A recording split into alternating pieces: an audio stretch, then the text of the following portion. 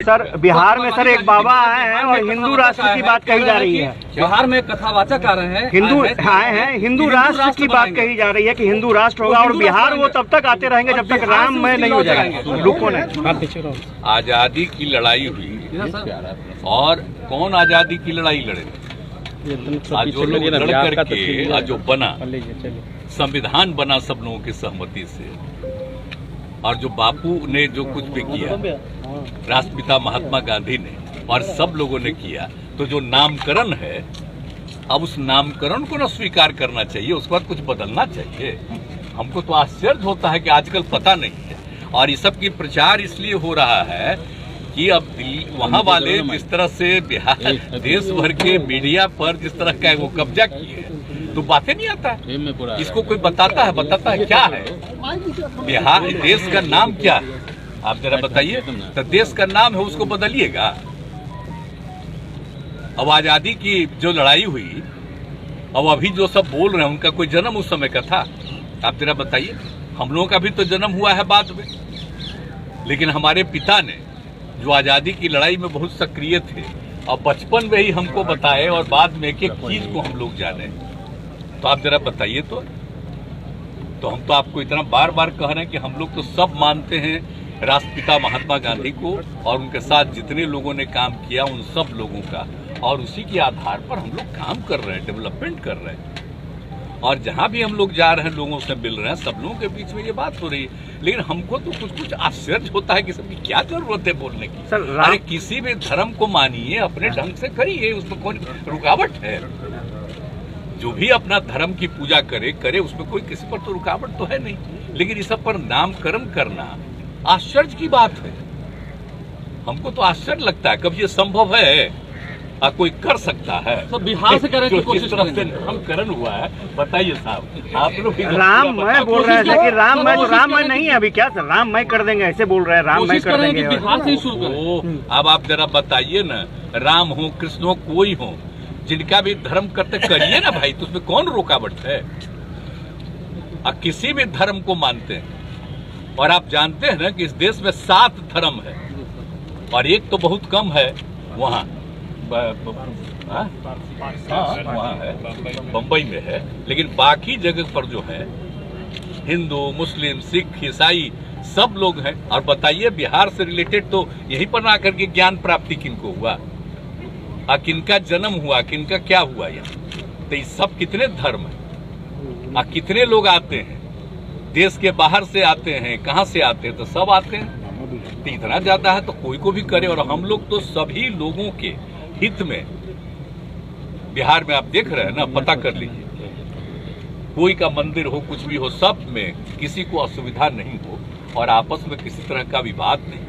सबको अधिकार है अपने ढंग से पूजा करें, अपने ढंग से काम करें। उसमें लेकिन बाबा बिहारियों को पागल बोलते हैं, बिहारियों को पागल बोलते हैं।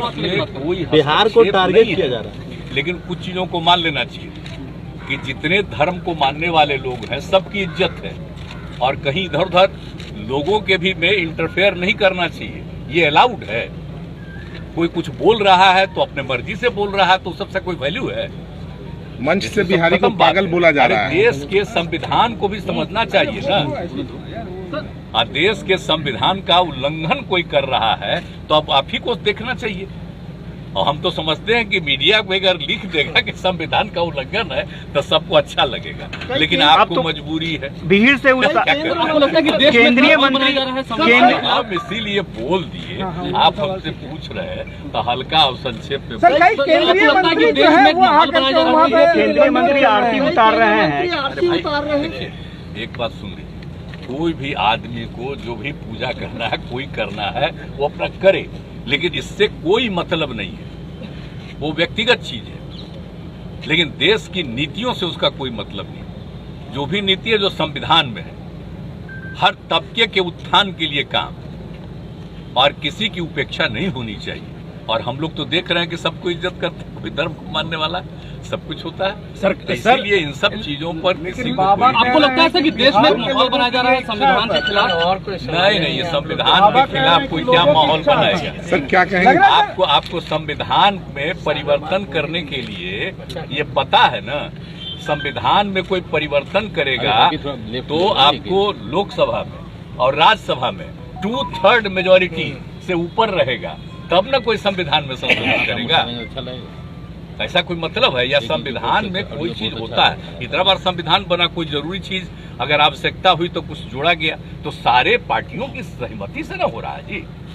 तो इसलिए इसमें कोई बात नहीं, हमको तो आश्चर्य होता है इन सब चीजों, कोई मतलब नहीं। सर, बाबा के समर्थक बोल रहे हैं कि सरकार ने सहायता नहीं दी है कार्यक्रम में। हम लोग कौन धर्म के जितने हैं, हम आपको बता रहे हैं 7, इन 7 जगह जब हम केंद्र में भी थे, श्रद्धेय अटल जी की सरकार में, उस समय भी और बाद में भी हम कहाँ नहीं गए। देश भर के हर कोने में जा करके हम देखे हुए हैं। अब इसके बाद कोई क्या करता है? आपके बारे में कह रहे हैं कि सनातन धर्म से कोई मतलब नहीं है नीतीश कुमार को। नहीं, अब कौन चीज से हमारे बारे में कहता है उसको कहने न दीजिए। मेरे खिलाफ अंड बंड कोई बोलता है तो उसको फायदा होता है, कम से कम उसको पटिया में कुछ इज्जत मिलेगा। सर, बाबा के समर्थक कह रहे हैं कि कार्यक्रम में सहायता नहीं दिया गया मिलेगा तो सबको कुछ मिलेगा, पार्टी में फायदा, तो मेरे पार्टी के नेतृत्व का फायदा मिलेगा। इसे जो मन करे बोले, हम तो ध्यान में नहीं देते। क्या बनी रहेगी बिहार में, इतना बनी रहेगी सभी जाति धर्म के आश्वासन? बिल्कुल, ये सब तो अच्छी तरह जानिए, आज देश में भी बना रहेगा। कोई ये मत सोचिए कि बिहार की बात कर रहे हैं, पूरे देश में बना रहेगा। आप देख रहे हैं ना, ये सब ऐसा कुछ नहीं है कि कोई इधर उधर कर सकता है। अब अभी लोग अभी क्या बोल रहे हैं, अगर आप बताइए तो श्रद्धेय अटल बिहारी वाजपेयी जी क्या करते थे? कभी कोई हुआ है क्या हस्तक्षेप? तो इसलिए जरा समझना ना चाहिए भाई कि किसी चीज को जानना चाहिए और किसी भी धर्म के खिलाफ किसी तरह की बात नहीं होनी चाहिए। आज जिसको खुद अपना पूजा करना है करे, कोई किसी को रुकावट